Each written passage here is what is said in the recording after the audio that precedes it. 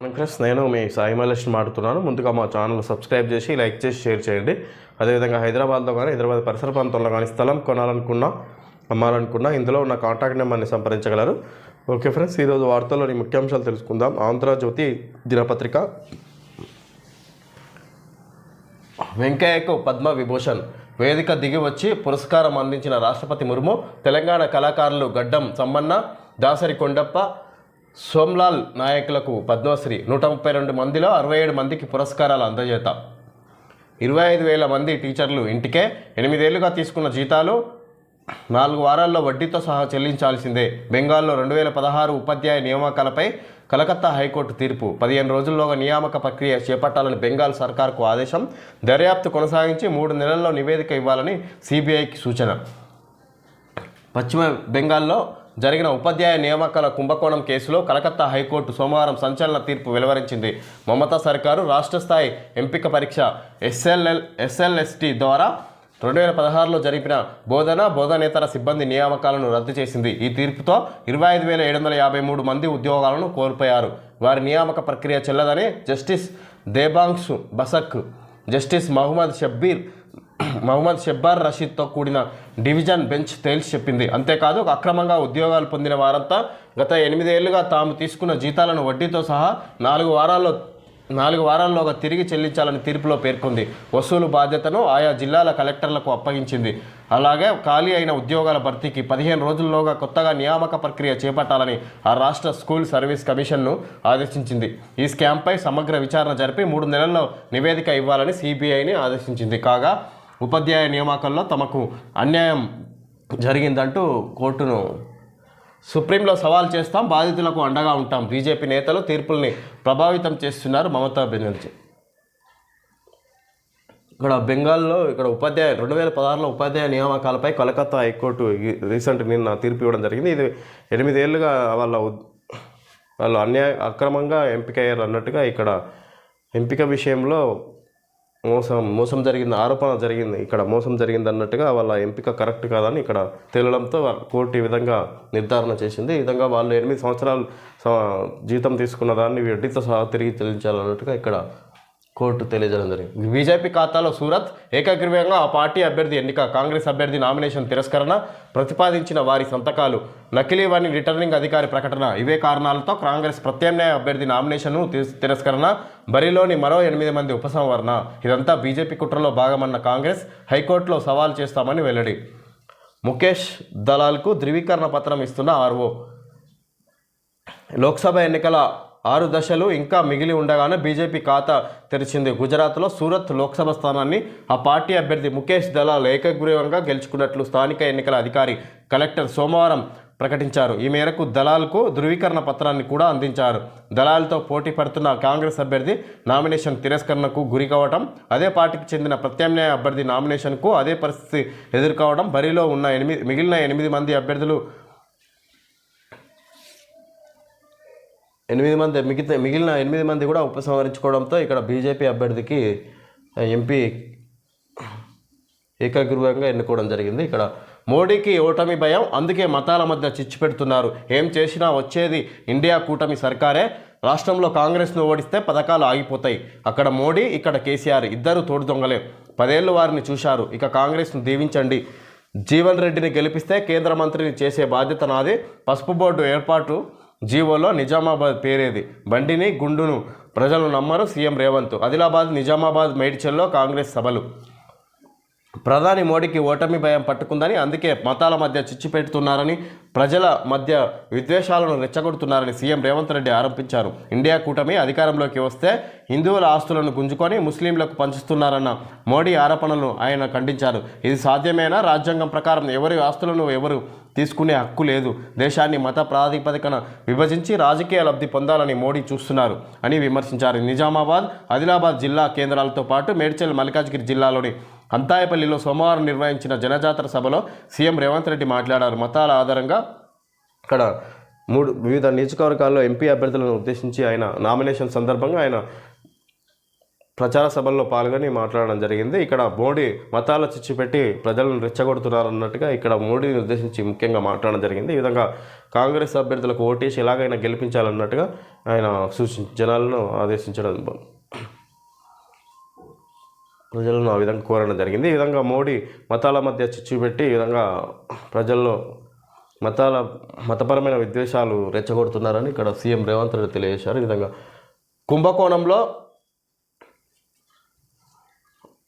అలీగఢ్ ఎన్నికల ప్రచారంలో ప్రధాని మోడీ, యూపీ సీఎం యోగి ఆదిత్యనాథ్ తదితరులు మీ ఇల్లు నగలు అన్నీ లాక్కుంటుంది, ఆదాయం ఆస్తులపై కాంగ్రెస్ సర్వే చేస్తుంది, ఊళ్ళో ఇల్లు నగరంలో ప్లాట్ ఉంటే ఒక్కదాన్ని స్వాధీనం చేసుకుంటారు, ఇది మావోయిస్టు కమ్యూనిస్టు ధోరణి, కాంగ్రెస్ ఇండి కూటమి ఈ పద్ధతిని భారత్లో అమలు చేయాలని చూస్తున్నాయి.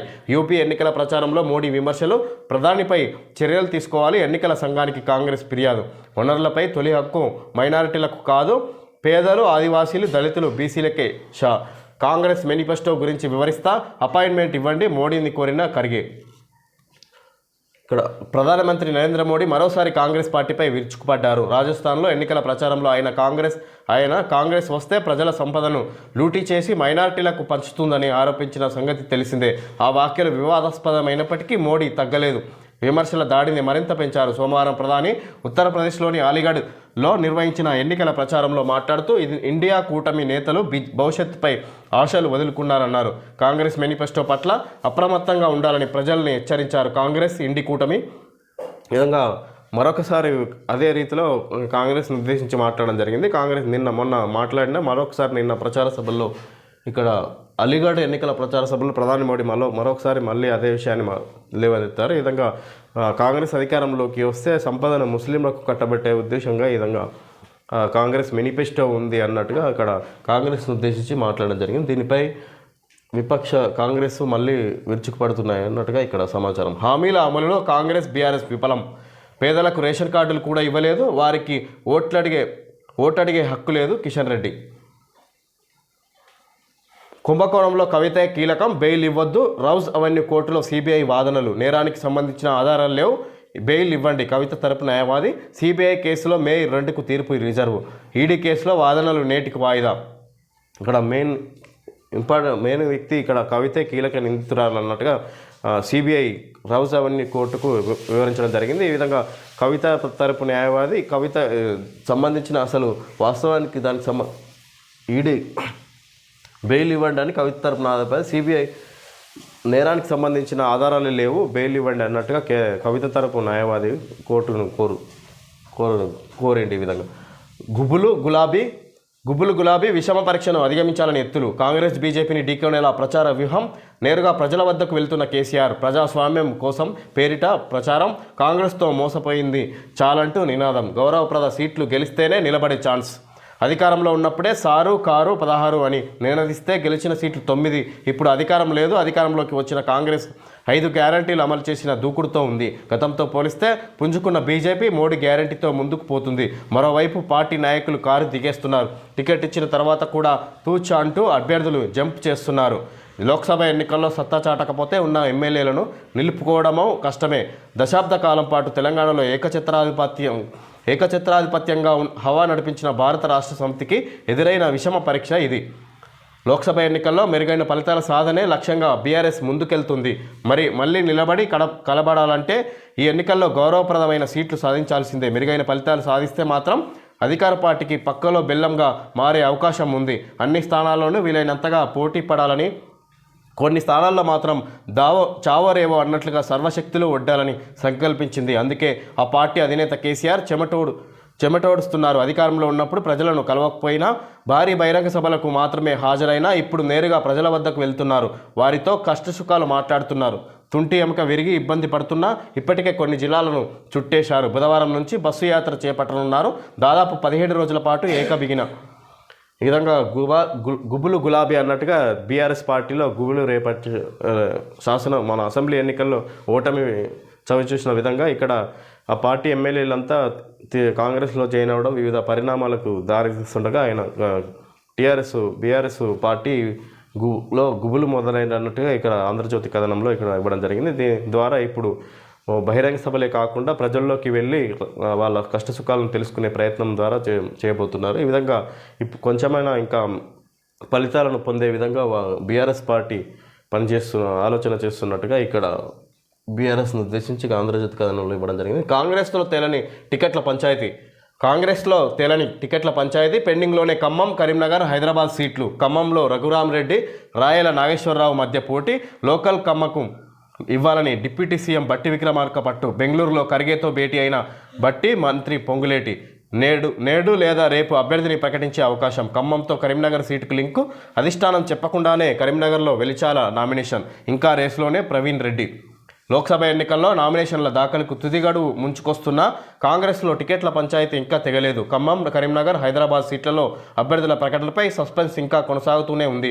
ఖమ్మం సీటుపై డిప్యూటీ సీఎం బట్టి విక్రమార్క, మంత్రి పొంగులేటి శ్రీనివాసరెడ్డి ఎవరి పట్టు మీద వారు ఉండడంతో ప్రకటన ఆలస్యం అవుతూ వస్తుంది. ఖమ్మం సీటుతో కరీంనగర్ సీటు ముడిపడి ఉండడంతో అక్కడ నిర్ణయం ఆలస్యం అవుతుంది. ఖమ్మం సీటుకు బట్టి విక్రమార్క సతీమణి నందిని, పొంగులేటి సోదరుడు ప్రసాద్ రెడ్డి, మంత్రి తుమ్మల తన్నయుడు యుగంధర్, టీపీసీసీ మాజీ కార్యనిర్వాహక అధ్యక్షుడు కుసుమ్ కుమార్ తదితరుల పేర్లు తొలుత పరిశీలనకు వచ్చాయి. అయితే మంత్రుల కుటుంబ సభ్యులకు టికెట్లు ఇవ్వకూడదన్న వాదన ముందుకు రావడంతో కమ్మ సామాజిక వర్గానికి సీటు కేటాయించాలని బట్టి పొంగులేటి శ్రీనివాసరెడ్డి పోటీ పడుతున్నట్టుగా ఖమ్మం నియోజకవర్గానికి సంబంధించి ఎంపీ అభ్యర్థి ఎంపిక విషయంలో ఇద్దరు మంత్రులు గట్టిగా ప్రయత్నిస్తున్నట్టు సమాచారం. దీంతో ఎటు తేల్చని అధిష్టానం దీని మీద మల్లగుల్లాలు పడుతున్నట్టు కాంగ్రెస్లో తేలని టికెట్ల పంచాయతీ ఇక్కడ సమాచారం.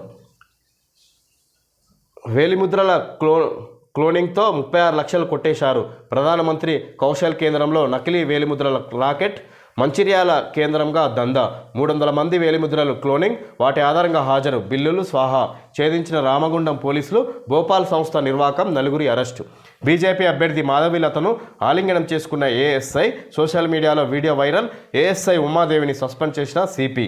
రేపు ఇంటర్ ఫలితాలు ఉదయం 11 గంటలకు వెల్లడి. వచ్చే వారంలో 10వ తరగతి ఫలితాలు. ఎంతకు తగ్గని ఎండలు. నల్గొండ జిల్లా టిక్కియా తండాలో 45 డిగ్రీలు.